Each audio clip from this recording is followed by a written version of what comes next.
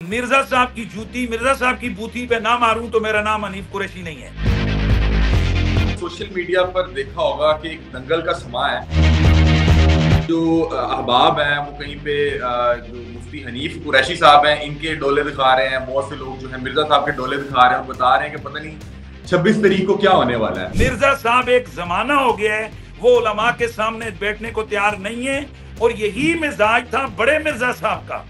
उनको भी इसी तरह हमारे काबिरीन हमेशा ये कहते थे कि आपने हमारे सामने आओ, वो नहीं आया।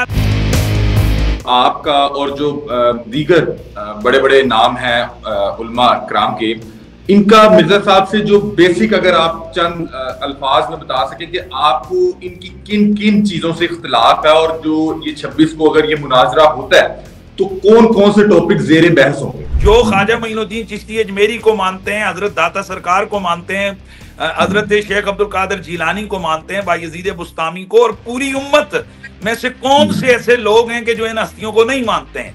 यकीनन तमाम लोग, तमाम दुनिया के मुसलमान इन हस्तियों को अल्लाह के वली मानते हैं। तो मिर्जा साहब का ये ऐलान है कि जो लोग इनको अल्लाह का वली मानते हैं ऐसे लोग मिर्जाइयों से भी बदतर हैं, यानी वो मुर्तद हैं। जब मेरी उनसे बात हुई तो उन्होंने मुझे ये कहा कि आपने इनसे पूछना है कि चिश्ती रसूलुल्लाह आपकी किताबों में लिखा हुआ है, तो कोई इस तरह कुछ लिखा हुआ है या, क्योंकि मैं तो इतना इल्म नहीं रखता। देखें, ये एक किताब है हश्त बहश्त, जिसको मंसूब किया गया है ख्वाजा हजरत बाबा फरीदुद्दीन रहमतुल्लाह ताला अलैह की तरफ, कि ये उन्होंने लिखी है। हजरत बाबा फरीदुद्दीन रहमतुल्लाह ताला अलैह की तरफ गलत मंसूब है। आप मिर्जा साहब को सुनते हैं? आप मिर्जा साहब मैंने जी ये भंग और ये चर्च और ये धमाल कहाँ से शुरू हो गई? ये मतलब कि ये कल्चर क्यों बन गया? ये दरबारों के बाहर क्यों कल्चर बन गया? देखें, ये जो भंग भंगड़ा या चरस भंग का और ये जो दीगर अपने ऊपर मिट्टी मल के और अंगारे मल के बैठ जाना, ये सब जो है ना वो हिंदू जोगियों से इंस्पिरेशन है। मज़ारों और दरबारों के ऊपर जाहिल लोग क्या कुछ नहीं करते हैं। आपकी अपनी राय इंजीनियर अली मिर्जा के मुतालिक क्या है? अरसा कबल मिर्जा साहब ने मेरा नाम लेकर उन्होंने कहा था कि इन चीजों का जवाब मुफ्ती साहब दें।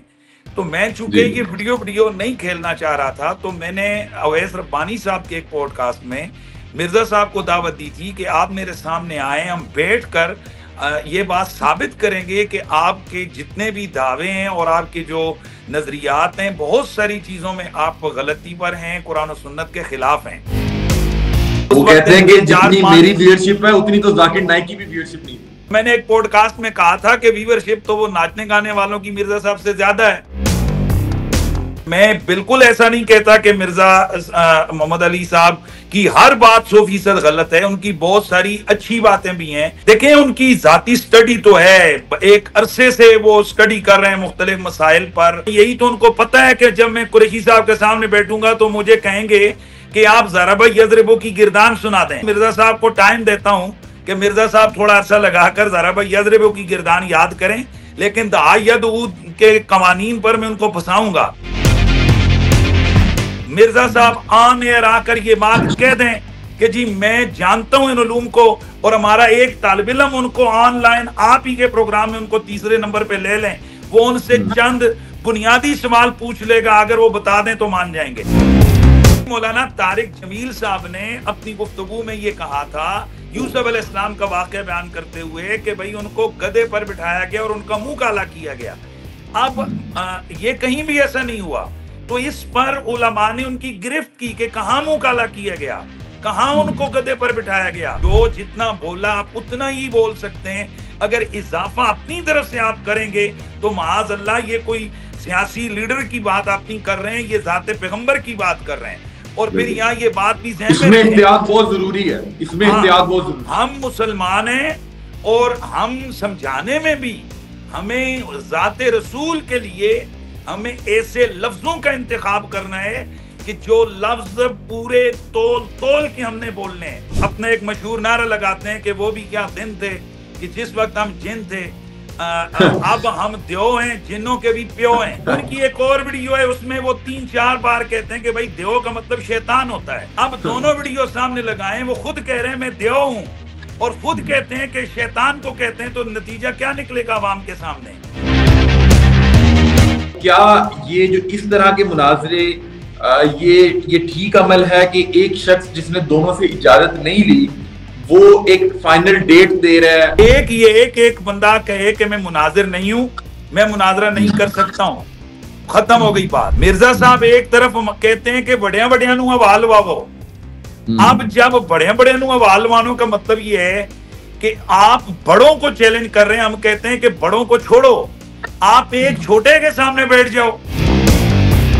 کوئی بھی شخص میں یہاں پہ اعلان کر دوں کہ میں مفتی صاحب کا مناظرہ بڑی اچھی بات ہے، بڑی اچھی بات ہے۔ میں اگر کسی جماعت کے لوگوں کو للکاروں، میں ان کے معتقدات کو چھیڑوں، مثلا میں اہل تشیع کے عقائد کے حوالے سے صبح و شام ان کو ہٹ کروں، ان کو ٹیز کروں، ان کے بڑکاؤں، ان کے بزرگوں کے اوپر کی دیوبندی یا کسی مسلک کو کروں، تو پھر آپ کا حق بنتا ہے کہ آپ کہیں کہ قریشی صاحب یہ باتیں آئیں اور آ کر میدان مناظرہ میں ان کو ثابت کریں۔ اگر میں ثابت نہ کروں تو پھر اس کا مطلب ہے میں جھوٹا ہوں، میں خام خواہ لوگوں کو لڑا رہا ہوں۔ جو چلے ختم کرتے ہیں جھگڑے کو، علی حمزہ صاحب اس مسئلے کو حل کرتے ہیں، آپ ان سے فون کر کے کہہ دیں یہ تو اناؤنسمنٹ ہو گئی ہے نا 26 کی، چھوڑیں 26 کی اناؤنسمنٹ کو چھوڑیں، آپ یہ کریں ان سے ٹائم لے لیں۔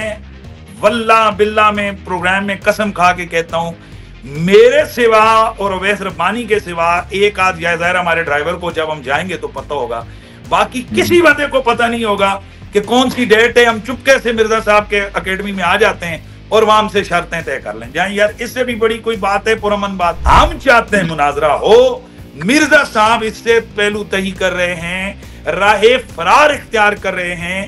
مرزا صاحب کو آپ تیار کریں کہ چلیں بھائی جان، آپ کو 26 کا کوئی جھگڑے کا ہے، آپ اپنا ٹائم دے دیں گے یار، ہم اس دن آ جاتے ہیں۔